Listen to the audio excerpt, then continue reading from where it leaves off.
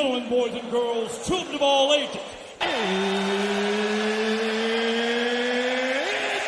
time!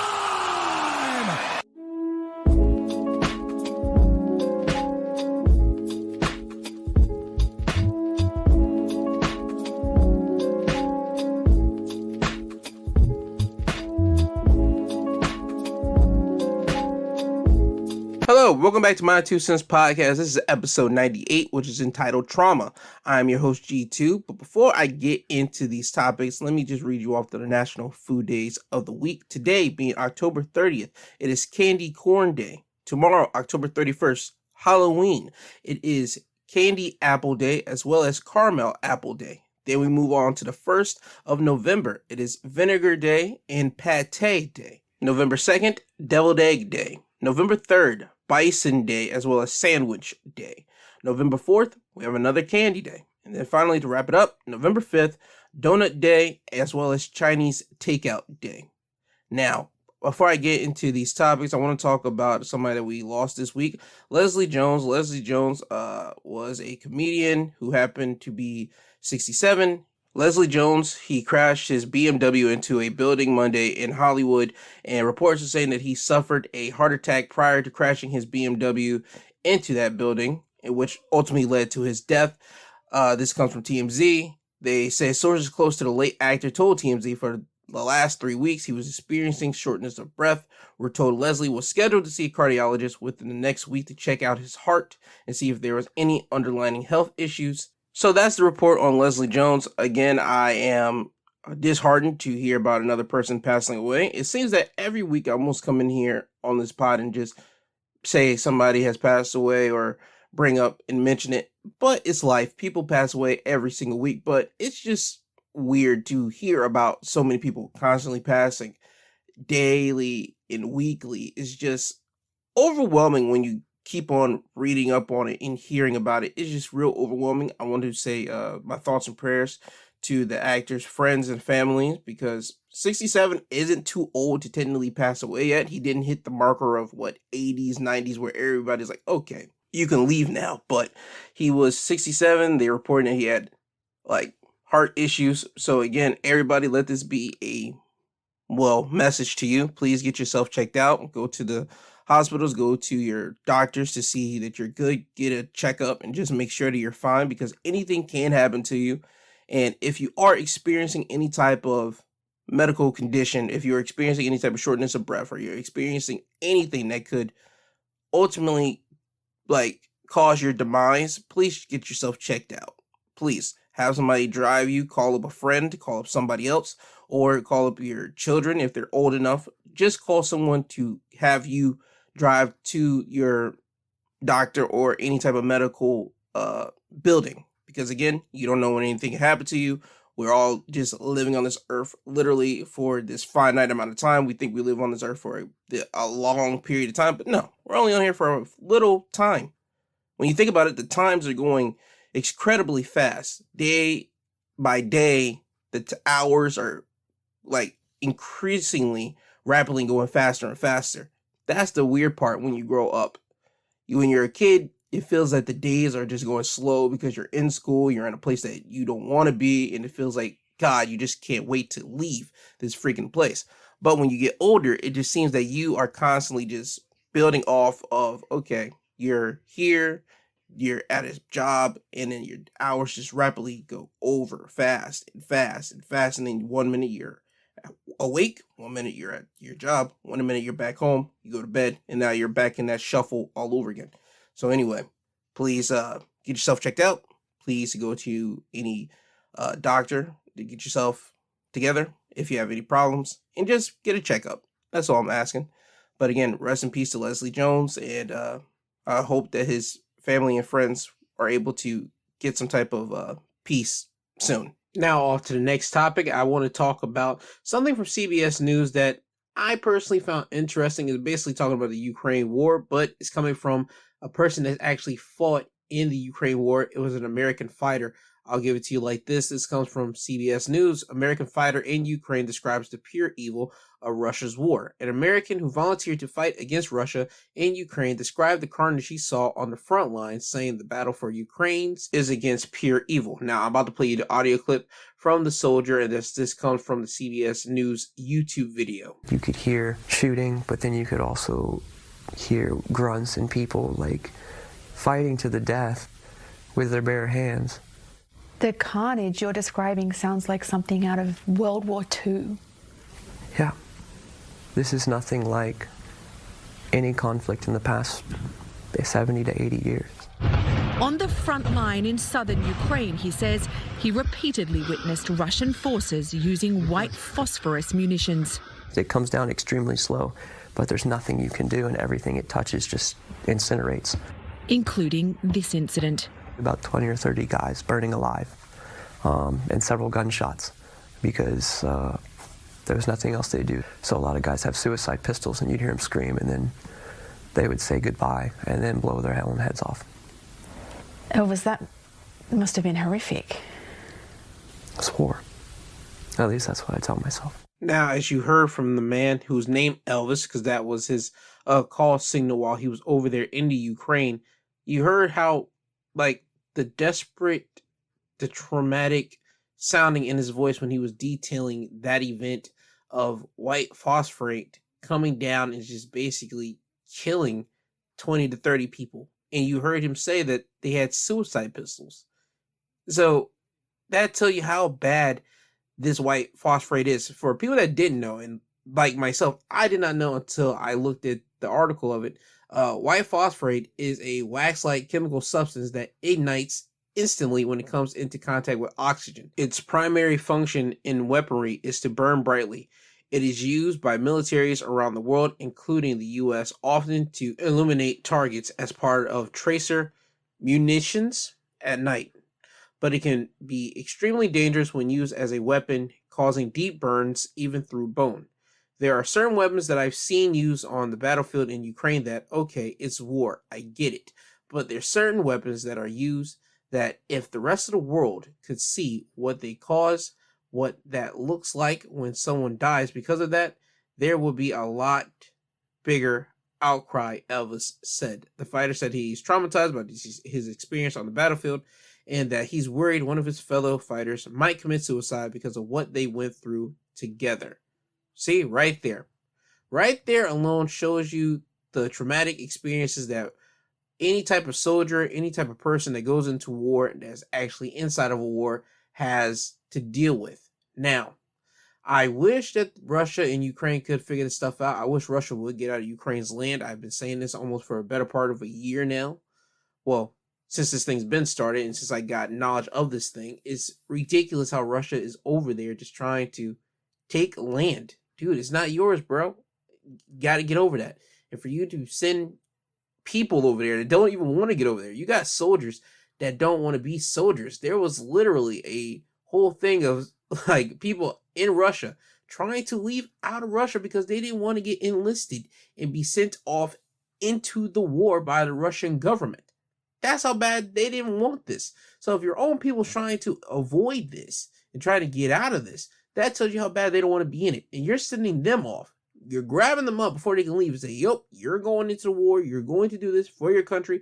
That's nasty. That's disgusting for something that they don't even believe in. I guarantee you, if you poll the Russian people just by themselves, they wouldn't believe in this stuff. But again, that's not my business. I'm not the head over there. I'm just saying from a perspective, from a person watching on the outside and the way that it is portrayed out here. And I guarantee you, they're not too far off from the portrayal. You have people in your own country that don't want this whole war to happen. So I wish that Russia, I wish that Putin himself would like pull his people back and stop this thing. It's not too late to stop this terror that's going on, because you don't want your people to die. You don't want innocent people to die. You don't want people just to die over land. Oh wait, I'm sorry. That's kind of how the world is. I'm sorry. That's really legit. People in the world fight over land and fight over stupid things every day. But land is a big thing that's been happening since the dawn of time. But you think that we should have been like advanced in knowledge by now. You would think that we should know that, we have enough land for a country to have this much, that country to have that much. We don't need to try to conquer the other country's land. It's not right. It's not fair. But again, this is above my head. This is above me. A lot of freaking government work and a lot of politician work goes into all this stuff, from international work. I don't know the whole spectrum of it. I don't think nobody will ever know the whole full spectrum of it. I just think that it is wrong. And just to hear from an American fighter detail exactly the type of terror that he has seen, you know what? It doesn't shock me, because I have been talking to vets, and some vets are willing to talk about their experiences outside of the U.S.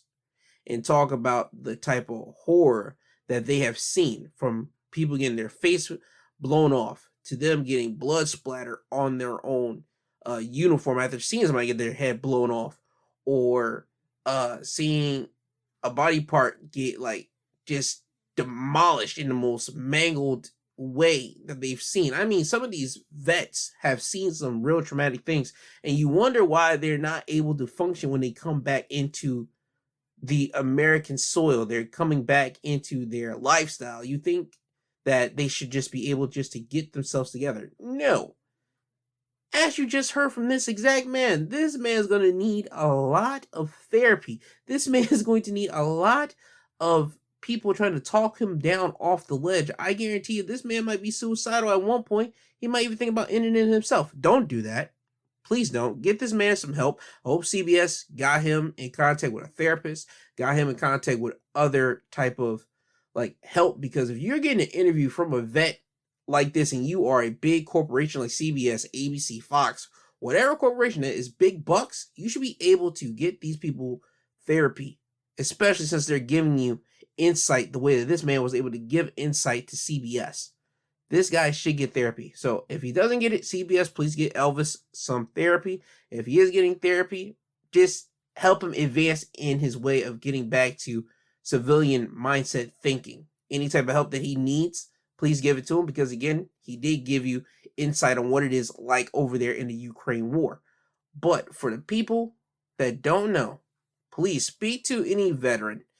Go to your veteran affairs offices near you when you have the time, or speak to any vet that you just see at a store, because trust me, there's veterans around at stores that you go to when you go grocery shopping. Just talk to them for a minute. Ask them about some of those like horrible things that they have seen outside of the country.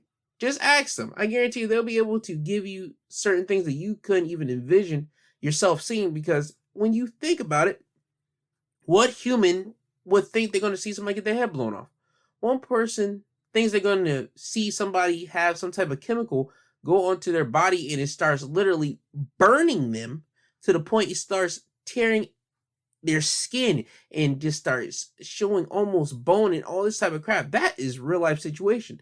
Some of those movies that you see that be from special effects, certain people are literally living that out because of some of these chemicals that the war has them using. It's disgusting. It's disturbing. So again, talk to some vets and you can see that this whole thing, what he's talking about, it's a true life situation. It's a real deal thing. It's not just for play. No, these people are for real. So I hope that the vets, one, gets some help because they need it. I hope that, two, this man Elvis gets some help because he's going to desperately need it. I hope that the war in the Ukraine gets done, because this was never supposed to be the case. This was never on anybody's bingo card. I don't think this was on Ukraine's bingo card at the beginning of the year, or even at the end of the year 2021. I don't think nobody thought that, okay, Russia's going to come over here and start destroying our homes and destroying our way of life. I don't think nobody thought that, but we're here. They're here in this situation. I can't say we're here because I'm over here in America. But they're over there dealing with this type of problem, and only thing I can constantly say is hopes and prayers, hopes and prayers. And that's the only thing I can't say because I'm not over there. And I want this whole crap to be done. I hope that somebody can get into Putin's ear and say, yo, dog, you're bugging over here. Don't you think you've done enough? Don't you think we need to pull back now? Something. I'm hoping somebody can do that. I'm hoping. But again, please give these vets some help. Please give these people that are volunteering their services over into this Ukraine war, and they come back, get them some help, because they're desperately going to need it. And also, this is another reason why Brittany Griner's not coming back to the American soil anytime soon, by the way, because her appeal got denied. So she is going to still be spending those 9 years inside the Russian prison system. So Brittany Griner got to sit in those cells, because I don't think America's willing to give up their Russian guy that Russia wants. I don't see that happening, because America wants Brittany Griner and another guy, while Russia wants their one guy. I don't see America giving up that deadly guy, arms, weapons dealer guy back to Russia. I don't think so. I don't see America doing it. So, only thing I can say is this: America, only thing we can do is just wait our turn, wait and see what happens. I hope it happens. I hope Brittany Griner comes out, because Brittany Griner comes in there for a little bit of weed. But again, you should know what country you're going into. You should know what you're packing to make sure you're good, to make sure you don't get stopped anywhere. That should just be a PSA to everybody right there. If you're going to leave out of the country, please know what you are packing. Please know what's legal, what's not legal. Please know the laws in these countries that you are heading to. Because again, America, we have different laws than all these other countries. Some states allow weed. Some states allow some type of recreational drug. Certain states do not. And certain countries, they allow certain recreational drugs. Maybe. I don't know. But look into it, and you'll know before you head out to any type of vacation spot. Let that be a life lesson that hopefully people are learning now. But again, love and light, love and prayers to people over there in Ukraine. Love and light, love and prayers to Brittany Griner and her situation. And just love and light to Elvis as well, because that was some information I didn't know about until listening to that audio clip myself. So again, love and light to everybody. Now, from trauma out of the country, now the trauma inside of the country, we had another school shooting this week, as this comes from St. Louis. This comes from CNN.com. Rifle used in St. Louis school shooting had been taken from the gunman about a week before the attack, police say. The AR-15 style rifle used in the deadly St. Louis school shooting had been taken from the shooter's possession during an interaction with police about a week before the attack, and it's unclear how he got it back, police say. The gunman, who was 19 years old, Orlando Harris, opened fire on Monday, killing a student, 15 years old, and a teacher who was 61, and wounding several others at the Central Visual and Performing Arts High School. Harris later died at a hospital after a gun battle with officers at the school. Before the shooting, his family had contacted St. Louis police to have a firearm taken away from him, St. Louis Police Commissioner said at a news conference Wednesday. The mother at the time wanted it out of the house, he added. Police responded to a domestic disturbance at the family's home on October 15th, just 9 days before Monday's shooting, according to a Wednesday night police statement. Officers responded and determined at that time the suspect was lawfully permitted to possess the firearm. The statement obtained by CNN affiliate KMOV reads, a third party known to the family was contacted and took possession of the firearm so that it would no longer be stored in the home. Police on Wednesday night confirmed that the gun removed from the house that day was the rifle that was used in the school shooting. How he acquired it after that, we don't know. The commissioner said, we're looking into that. The firearm has a serial number on it. Okay, cool. They traced it, whatever. The article will further go on, saying that after the attack, FBI investigators found a letter and a notebook in the car Harris used to drive to the school. The school was the target. The commissioner said there was a disconnect between him and what he felt was the other school community. He felt isolated and alone. So again, we had another coward here feeling alone, and I'm going to call anybody that shoots up a school a coward.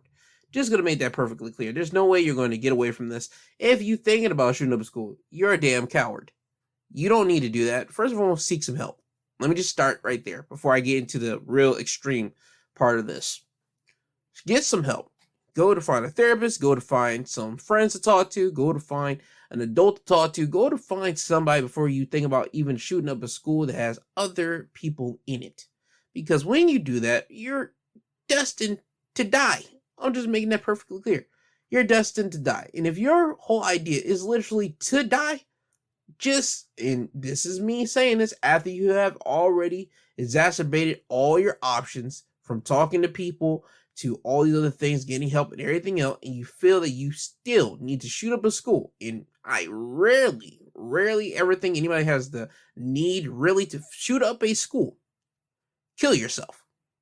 Kill yourself before you do it.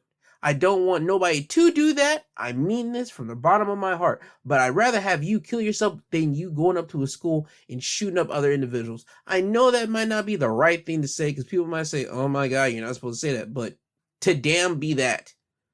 If you're thinking about shooting up a school and you're about to go ahead with that, go into a room by yourself, shoot yourself, and just call it a day. So you will not try to shoot up a school. Don't do that. If you are getting bullied by somebody at school, and this goes for the students, go to a guidance counselor, go to somebody to get some help for that bullying situation. But this guy was out of school. He was a graduate already. He decided to go back to this school and start shooting up the school that he has already graduated from. What the hell was he thinking? I don't know. He said he felt isolated. He felt alone. Dude, go find some people to talk to, man. Do something. We as individuals, even though sometimes certain portions of the world like to be alone, like to be lone wolves, they like to communicate with people on their own time. Certain people, they need to communicate with people because if they don't, they are in a bad mood. They get depressed. They get all this type of stuff. That's why you saw during the COVID pandemic, people started getting into a depression because they were not able to be out. They were not able to go and commiserate and talk to people in face-to-face. Yes, they were able to FaceTime. They were able to do these Zoom calls. They were able to do these other things, but they were not able to do these physical touching like we're able to do now, literally 2 years later. You're getting back to normal. You go talk to people face-to-face. You go to concerts. You get to have these real-world experiences with each other.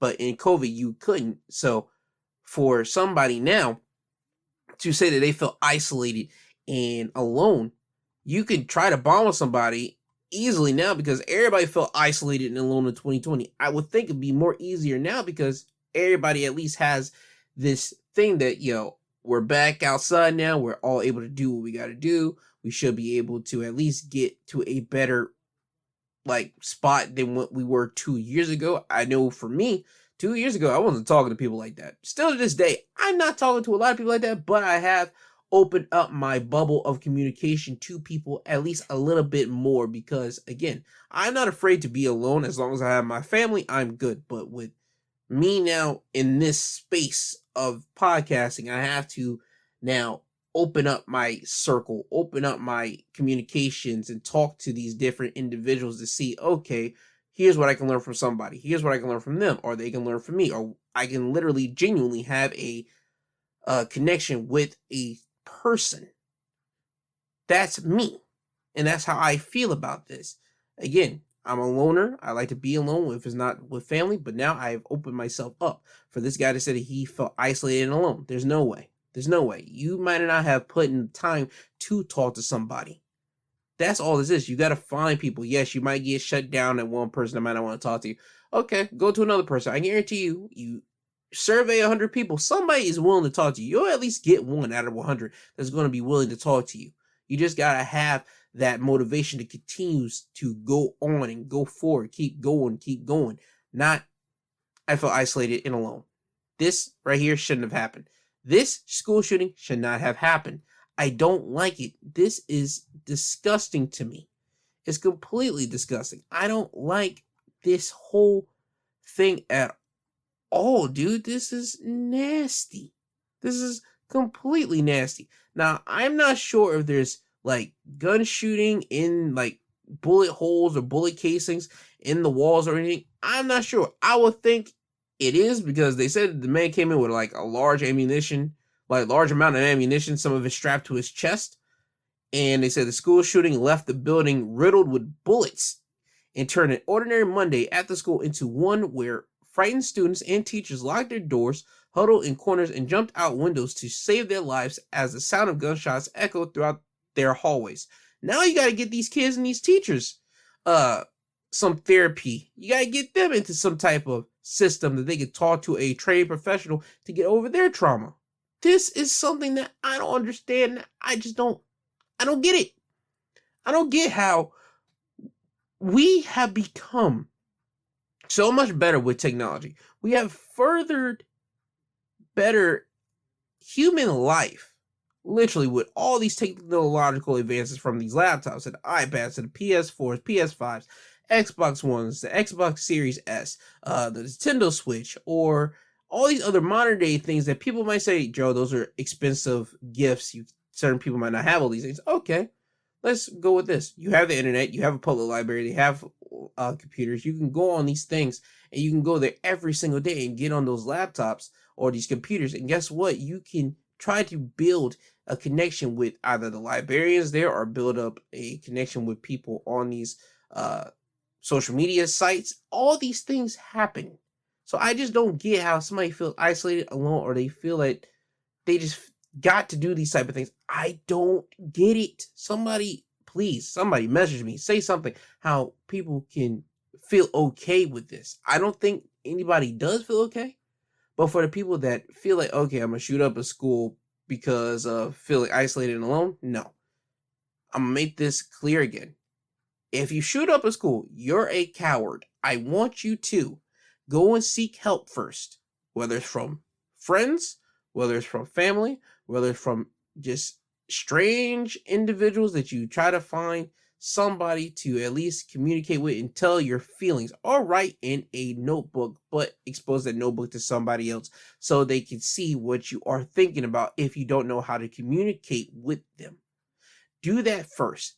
And if, and only if, you have exacerbated all those options and you still feel that you got to shoot up a school, go and take yourself out. You do not need to shoot up a school, because you are just putting a lot of people's lives in jeopardy, a lot of people's lives in harm, because of your own actions about how you feel about a certain situation. That's not cool. That's not right. A lot of people shouldn't die because of you feeling some type of way. That's disgusting.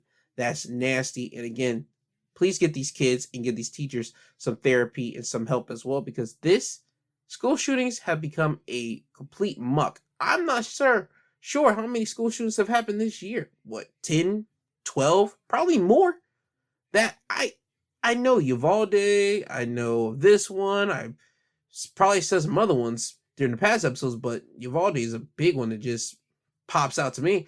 But school shootings have become a regular thing, and these kids need therapy. I'm tongue-tied right now. I'm just trying to figure out what can we do to try to stop school shootings from happening. I don't know what we can do.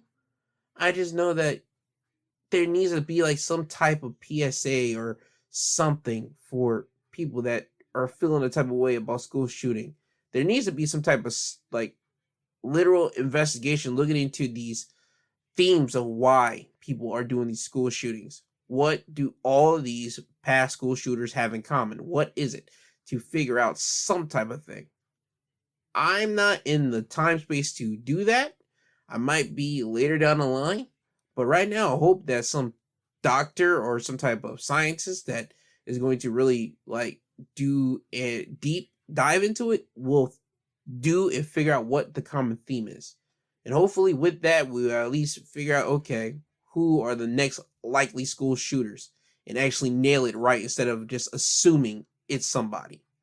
But with that, I want to wish the people of St. Louis, the school, all my well wishes.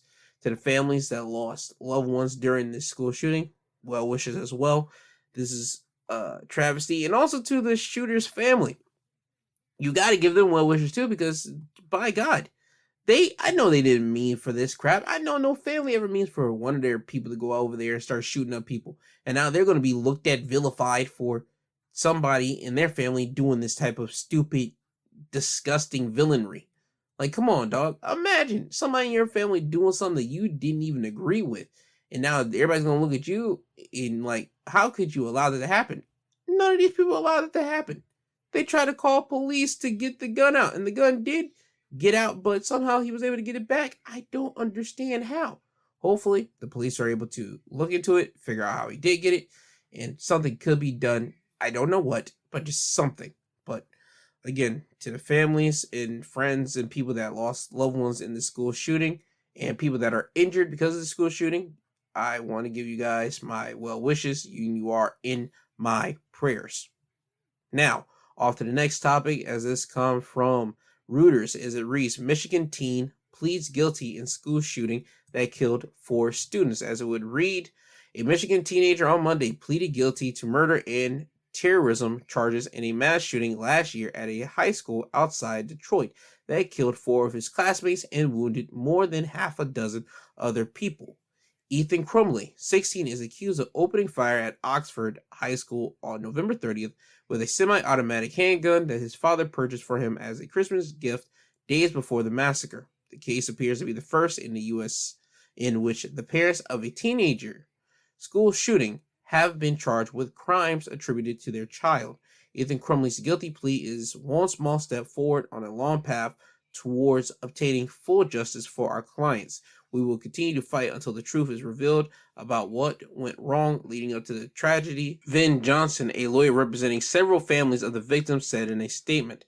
Crumbley, who was 15 years old at the time of the shooting, pled guilty in Oakland County Circuit Court to 24 charges, including 1 charge of terrorism causing death and 4 counts of first-degree murder. 2 boys aged 17 and 16 and 2 girls ages 17 and 14 were killed, while 6 other students and a teacher were wounded in the rampage. Crumbley was also charged with 7 counts of assault with intent to murder and 12 counts of possession of a firearm in the commission of a felony. Prosecutors told the court there were no plea agreement with Crumbley, who faces life without parole when he is sentenced. A tentative sentencing hearing is scheduled for February 9th, 2023. Now, continuing on with this topic, here was something that I found from clickondetroit.com. It would say that Ethan Crumbley voluntarily pleaded guilty to every charge against him, and in doing so, he was asked to respond to certain aspects of the case that led to manslaughter charges against his parents, James and Jennifer Crumbley. Oakland County Assistant Prosecutor Mark Kirst read off each charge against him, and he responded yes in adamance to each one. Here are the final few items on Kirst's list. Is it true that November 30th, 2021, that all crimes were carried out while you possessed and used that 9mm handgun? Kirst asked. Yes, he replied. Is it true that the firearm that you used on November 30th was purchased on November 26, 2021 by your father, James Crumbley? Kirst asked. Yes, he replied. Is it true that you asked him to buy that firearm? Kirst asked. Yes, he replied. Is it true that you gave him your own money to buy that firearm? Kirst asked. Yes, he replied. Is it true that you picked that gun out to buy? Kirst asked. Yes, he replied. Is it true that on November 30th, 2021, that 9mm handgun that you used on Oxford High School was not kept in a safe or locked container? Kirst asked. Sorry, repeat that, he replied. So he would ask him that again, and he would say, yes, it was not locked. He replied. The people are satisfied. Less than 2 hours after the guilty plea, Oakland County Prosecutor Karen McDonald took questions about the case. She was asked about how the admissions during that guilty plea could affect the parents' case. The shooter said in court today that his parents brought the weapon and that it was in an unlocked container. She was asked, is that going to be used in the case against the parents? I cannot comment on the case about the parents. As you know, McDonald said, I can't state that he did say in his own words that his father brought the gun with his money that he gave to his father and that it was not locked. And those facts are very important for this case. We charged him and he's been convicted of terrorism, and it goes to his state of mind and his preparation and premeditation. So that is why that was part of his plea. The prosecution is going after the parents, so that's just what that means. Prosecution is going after the parents. They can't let you guys know officially what they're going after the parents for, but they're going after them. You mean to tell me that the gun was not in a locked container and that it was freely able to get? Yeah, they're going to get the parents now. How they're going to do it, that's all on them. But the parents are going to get charged with something. They're already charged. They're already locked up. But I'm talking about they're going to be facing the judge and facing the court for something. The jury for something deep. Because again, with a gun not being locked up and put away, they're going to be charged with something. What? I have no idea. I'm not part of the legal system, but it's happening. And I'm hoping that people will start locking their guns up so that nobody will be able to get their guns. No child's able to get their gun willy-nilly, just having the gun just laid out or in an open container. Hopefully, people are smart enough to put their guns in a safety like container or just somewhere that the kids cannot get. Or if the kids do know where it's at, please lock it. Put the key away that the kid don't know where it's at, because the kid should never ever know where a gun key is located. Only people that should know that is the parents or the guardian that is watching over the child. So that's just what my whole mind is thinking. This whole thing could have been avoided. I still have thoughts and prayers for everybody that constantly has to deal with any type of school shooting. Because again, these kids, these teachers, everybody needs trauma, and everybody has trauma. Everybody needs help to get rid of trauma. And it just seems that always gets washed, like just completely just washed away without nobody truly thinking about it. Because you don't really hear about that so much of, okay, the kids are getting like some type of help, or teachers getting some type of help. You don't ever really hear about that. So I'm hoping that they get some type of help for this, because this, again, should not be happening. No school shooting should be happening, but this is going to be a constant thing. And I just wish that we could figure out a way how we could end this whole school shooting debacle. But again, Ethan Crumbley, he's going to jail. For how long? I have no idea. We'll have to wait until February 9th, 2023 to get his sentencing and hear what he's going to be facing. Now off to the next topic, as this comes from TMZ. Real estate developer dies by suicide after college admissions scandal conviction. Robert Flaxman, one of the dozen of people charged in the college admissions scandal alongside Lori Loughlin and Felicity Huffman, has died by suicide. Law enforcement sources told TMZ Robert's friends requested a welfare check on him last week at his home in Malibu, and cops found he hanged himself. According to our sources, coroners marked the case as closed, listing the matter of his death as suicide. We're told no note was found, but authorities did say Robert had a history of depression. Okay, so this man was depressed, and they would continuously go on saying that Robert pled guilty and was sentenced to a month behind bars, followed by a year of supervised release. He was also ordered to complete 250 hours of community service and pay a $50,000 fine. Okay, cool, whatever. The man was 66. I don't know. Again, and I'm going to be as sensitive as I can, because I have never had any type of depression. I have never had any type of those things happening towards me and my ideas and my mind and body. I've never had those type of things, so I'm gonna be real sensitive when I say this. I never had any type of depression feel. Yes, have I been sad? Yes. Have I been sad over like a couple hours? Yes. I don't think that's depression. I think depression is way deeper than just a couple hours. I think it's a state of mind when you are just down in the slumps literally for days, and it can happen for weeks. And in that one moment, you can be happy and good, and then the next moment you can just literally be sad and just down and out. And I haven't felt depression. I've been sad, but I have never been like depressed in the way that people in television and movies and everything depictate, and even when people talk about themselves being depressed. And for this man to have a history of depression, I would think that he should have had some type of pills or something. But again, I do know this: certain pills do have certain like situations happen to people. Certain people don't feel well when they take the pills for their depression. Certain people's body doesn't feel well. Certain people might feel nauseous. Certain people just don't like taking pills at all. For people that don't like taking pills, I will suggest please find a different route, find a different avenue for you to break out of your depression. I don't know what it is, because again, I always got to put it out there. I don't know, because I ain't never been depressed. But just seeing people commiserate and talk to other people, just try to be around people. Try to be around people that are happy and that are normal, not just the people that's always happy, like, oh my God, I'm so happy to see you, just constantly happy with a bright smile on their face every single time, and everything so bright and cheery. Because sometimes that's get overwhelming, because you think you might not be up to their level of always being the positive and all this type of stuff, and it might put you into some self-doubt. Find you somebody that's normal. Some days you see them smiling, some days you might see them sad, and then if you see them sad, guess what? You guys can talk about problems that you guys are having and all this type of stuff, so you can be at an even playing field with each other. Because again, when you're next to somebody that's always smiling, always happy, you might think something's wrong with you for not being in this positive mindset and all this type of stuff. And for people to think, Gerald, that's not the case, just think about it. If you're in a classroom and you're with a kid that is smart all the time, or you might be in a class with kids that's just smart, and you see nobody raising their hand when the teacher says you have questions, anybody have any questions, and you might not understand it, and nobody else raises their hand, you don't be afraid to raise your hand. Raise your hand, because guess what? There's a lot of people in there that might not know the answers to a certain situation. They're just faking it until they're making it. You have to get over these own things that's plaguing your head. And I'm not saying depression is, I'm just saying for that own opinion, for my own example that I've stated, you got to get over that thing in your head. For depression, you somehow got to find a way to break that slump, and it might be a bigger slump down the line.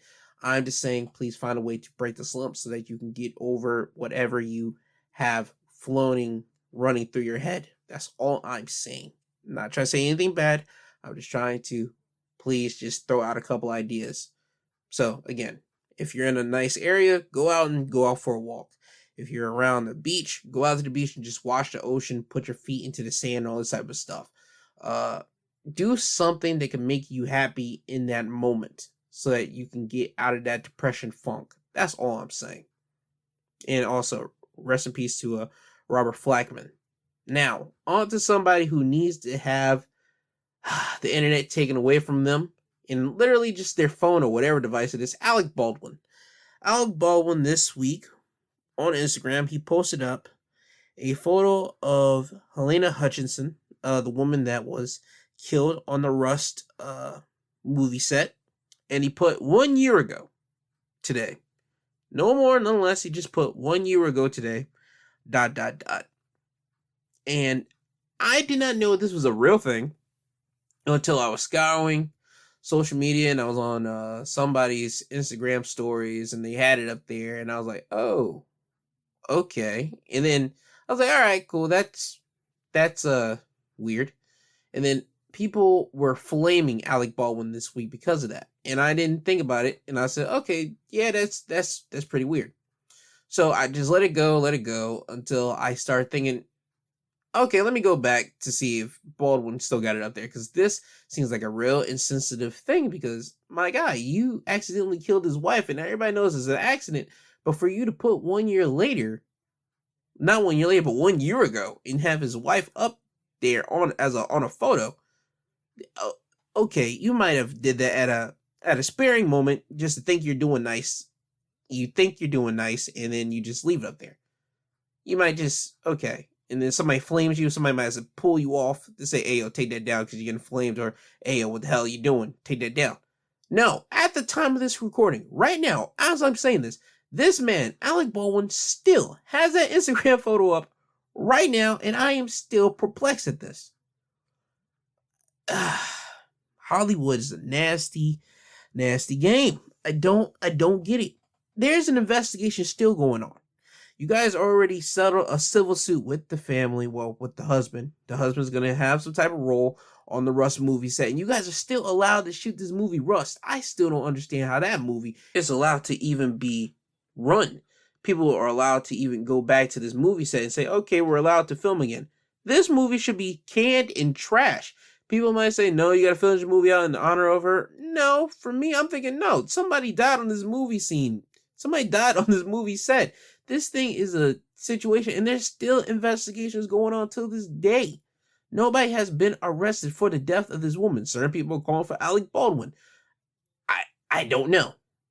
Alec Baldwin had no idea this gun was going to be loaded, and when he shot it, there was ammo into it, but it doesn't matter. Some type of attorney, some type of DA could figure out a way to still charge Alec with something.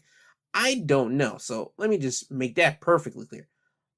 I just think out of pure human, just etiquette, pure human dignity and common sense morality, you would not be posting up a woman that you inadvertently killed and saying 1 year ago today with no nothing, no anything, no saying rest in peace, no saying God bless your family in this time of need or anything, something with that. You just put 1 year later. Now, certain people might say you can't say God bless her soul or rest in peace or something like that because that might be an admission of guilt or whatever. If that's the case, take the damn photo down. You should have never had the photo up. Somebody should have tagged you and say, nah, homeboy. Don't you dare put that up. Within the first hour or the first couple minutes, because your family, whoever is dealing with Alec Baldwin, his agent or somebody should have been able to immediately say, nah, homeboy, you gotta take this down, something. Because this is ridiculous, because he knew the type of flame he was gonna get from people. And for me not to hear people getting about it as much, I didn't hear a lot of like media, like big media talking about this. This is a big thing. I don't understand how. But again, Hollywood rules everything.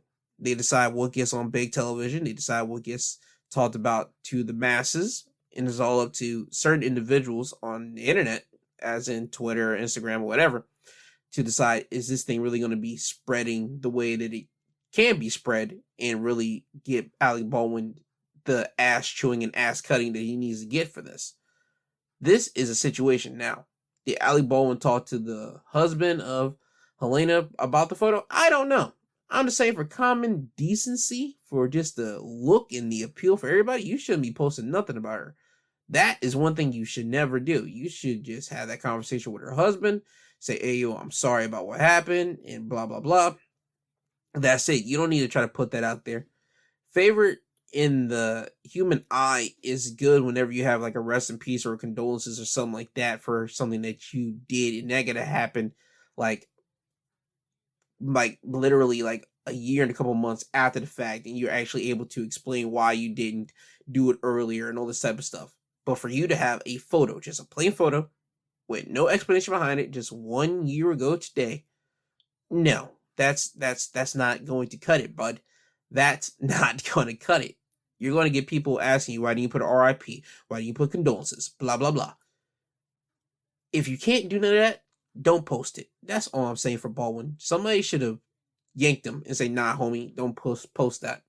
But the only thing I can say is hopefully other celebrities that, I'm not going to say are in this situation, but hopefully other celebrities that are in situations that are not bad like this, but just having to say something stupid out the mouth or do something stupid, they can easily come out, apologize about it, get out of the way, because this is legit an apology type of offense. You can apologize about this, Alec. You can talk to her husband about this and apologize to him, and you could take that photo down. Even now, you can still take it down. Hopefully you do. We shall see when the time comes. Hopefully by the time this thing gets posted up and aired, you take it down. But if not, people, go check Alec Baldwin's page and see if it's still up there. Why not? Now off to the next topic, as this talks about Elon Musk finally acquiring Twitter after ending a months-long saga that cast Musk as suitor, critic, legal advisory, and ultimately owner of the social media platform, as this comes from ABC News. A source familiar with the matter confirmed the deal closure to ABC News on Friday morning. Some of Twitter's top executives were fired, including the CEO, the CFO, which is the chief financial officer, the chief legal officer, and the general counsel. And the company will be launching an internal investigation, according to the source. Now, what does that mean? I just think that Elon wants to have all the control that he can. He doesn't want nobody to try to delegate to him what he can do and can't do with his new app, his new toy, but we shall see what happens in the future. Meanwhile, the New York Stock Exchange confirmed on Friday morning that Twitter shares are now suspended for trading, which means the social media platform is headed for delisting and is no longer a public company. On Thursday night, Musk tweeted, "The bird is freed." The Washington Post, the New York Times, and Wall Street Journal were among the first outlets to report the news Thursday evening, also citing sources familiar with the matter. On Wednesday, Musk posted a video of himself walking into Twitter offices with a sink with the tagline, "Entering Twitter HQ. Let that sink in." Okay, so you did that as a play on words here. Okay, so Elon Musk now owns Twitter. Now he's going to make it a more private company, aka nobody's going to be able to tell him what to do. He does not answer to any shareholders. Twitter is just now his personal toy. Now, what does that mean for everybody? I have no idea.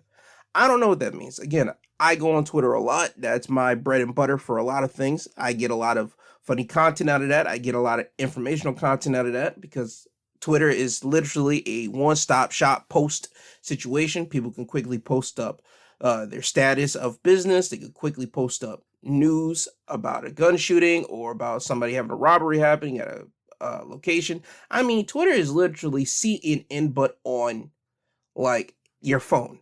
It's literally the quickened, unsanctioned version of CNN. If something happens, somebody's quickly going to tweet that out and it's going to go out to the world. And hopefully it hits the world's ears and eyes real fast. It's only going to take people with a lot of followers for it to garner attention. But Elon Musk now owns Twitter. What does that mean? I don't know. We have to wait in these next following months to see what happened. But Elon owns Twitter now. So congrats to Elon Musk. And again, I told you before, with this whole situation, this is just nothing but billionaire games playing a Johnson measuring contest to try to see who got the bigger Johnson. And again, that's above my pay grade, but this is billionaire games here, this billionaire wars, as we're still going into billionaire wars here, as this comes from Fortune.com. And it says, Snap CEO slams Zuckerberg's $15 billion metaverse as the last thing I want to do when I get home from work. And it's basically the Snap CEO was at a techie conference this past Wednesday, and he made a comment saying, the last thing I want to do when I get home from work at the end of a long day is live inside a computer, to the laughter of the audience. Phil Spencer, who runs Microsoft's Xbox division, wasn't any more bullish on the concept of the metaverse, saying, I'm going to get in trouble when I say this, but it's a poorly built video game. Building a metaverse that looks like a meeting room, I find it's not a place where I want to spend most of my time. See, this is the thing that people got to understand. You guys are completely hating. Now, the metaverse could be garbage. The metaverse could be something that is going to generate and help out people in the future, communicate with others face to face much more better. Who knows? I just know there was a lot of hate on that stage, to be honest with you. I just know there's a lot of hater energy on that stage. If you're going to hate on Mark Zuckerberg creating a metaverse, I don't know what you guys are doing. Are you upset that you guys didn't come up with the technology first, or grab the technology from a company that was building it first? I don't know. Again, these are people that have billions of dollars playing these Johnson measuring competition with each other. If somebody has it and they feel that they should have had it first, they're going to hate on them, just like a regular common person will hate on another person for having something that they wanted. This is nothing but just a big hater situation. I don't like it. I wish people would just try to build up other people. But again, this is companies that are in competition with each other. They will need to have eyes and consumers constantly active on their stuff. So whenever you have a consumer not active on your stuff and they're on your competition stuff, yes, you're going to throw out hate to try to demoralize your competition. And personally, I don't like that unless it's somebody that you really have bad blood with. And all these billionaires don't got bad blood with each other. They make too much money to have bad blood with each other, like true hatred, bad blood with each other. So this was just nothing but purity hate for the idea. You're just hating that you didn't have it first. So Mark Zuckerberg, continue doing the metaverse. I don't know what it is. I know the concept. I've seen videos of it, and cool. Continue to try to build it up, because again, once this thing hits the market the way that it's supposed to hit, I guarantee you everybody's going to want to be on the metaverse. Everybody's going to see what it's about. And I guarantee you, yes, it's going to hit a couple snags here and there at the beginning, but they're going to fix it up and do what they need to do for the metaverse. I think it's probably already out now. I have no idea. They say it's poorly built, but again, this is something new. This whole VR space, this whole virtual reality space for people to put on headsets and literally in these new 3D model worlds, that's a thing. That thing has been constantly in the works for years and years. I just feel, again, there's enough money for everybody. And these billionaires know there's enough money for everybody, because how do you think they become billionaires? They know where the money really is. So this is nothing but hate. Mark Zuckerberg, keep doing your thing. Could just make sure that the metaverse actually comes out right. Again, there's going to be some snags, but you're going to end up getting it right. Now, before I get you guys out of here, I just want to make a quick note, a quick PSA. If you are going trick-or-treating with your kids tomorrow, if you happen to have trick-or-treated with your kids probably last night or this past weekend, please look out for your kids' candy, because, again, this is weird times that we're living in. You got a lot of weird people out here just being nasty folks. They could put anything into these kids' candies or into your kids' bags or whatever. There's just a lot of nastiness out here, and it's disgusting. So please, if you haven't went trick-or-treating, you're going to go trick-or-treating tomorrow, because tomorrow's technically the actual day of Halloween, which is on a Monday. It's weird, but it is what it is. Watch out for the candy that your kid's getting. And also, if you already went trick-or-treating, just look after your kids' candy. Make sure nothing is wrong with it. Make sure all the kids' wrappers are literally sealed the way they're supposed to be, like the factory would. And if it looks wrong, just throw it out. That's just my quick PSA on Halloween and trick-or-treating in general. I hope everybody has a great Halloween. I hope everybody had a great Halloween, because certain people had parties yesterday. And I know people are probably going to have parties tonight. Well, the adults, not the children. But please be careful if you are going to those parties to make sure nothing happens to you. Do not drink any suspicious drinks that you did not order. And just please be careful of yourself and your surroundings when you go to these Halloween-themed parties. Now, with that being said, let me get you guys out of here. On Twitter, you can find me at My2Podcast. Instagram, My2CentsPodcast G2, all one word. And my email is my2centspod@yahoo.com. You can email me about anything, whether you want to just talk to me on a personal level, or you just want to give me any insights on a topic that I missed, or information that I missed about a said topic that I talked about today. Now, I want you guys to have a lovely Saturday. I want you guys to have a lovely Halloween as well. I hope you guys go into this week with open eyes and open ears and just take in knowledge as much as you can. And also know we're coming close to the end of the year, so please be careful, because it's about to be feeding frenzy time. People are about to be stealing packages. People are about to be stealing and going into people's homes, so please be on the alert for that. And with that, please always remember, I love you, I love you, I love you. I love you, I love you, I love you. I love you all. I thank you all. I want to thank all the podcast stations that I'm on. I want to thank you guys that constantly download the episodes every single week. I really do appreciate that, as I am 2 episodes away from episode 100, and I do appreciate every single person. I want you guys to have a great week, and just be cautious. Don't be a dick. Please be courteous to everybody that you come in contact with, because you have no idea what they're going through. And if you are feeling suicidal, the suicide hotline is in my episode description. I constantly have that for you to call it up, so you can feel and talk to somebody to let them to explain to them how you are feeling. And hopefully you guys know that you are loved, you guys are cared for, and that people want to see you live out your day-to-day, and people do care for you. Now, with that being said, this isn't goodbye. This is until you hear from the sweet sounding voice again. This has been My 2 Cents Podcast. This has been G2. I love you all. I thank you. And Kanye, could you please take these people home? I'm tired, you tired, Jesus wept.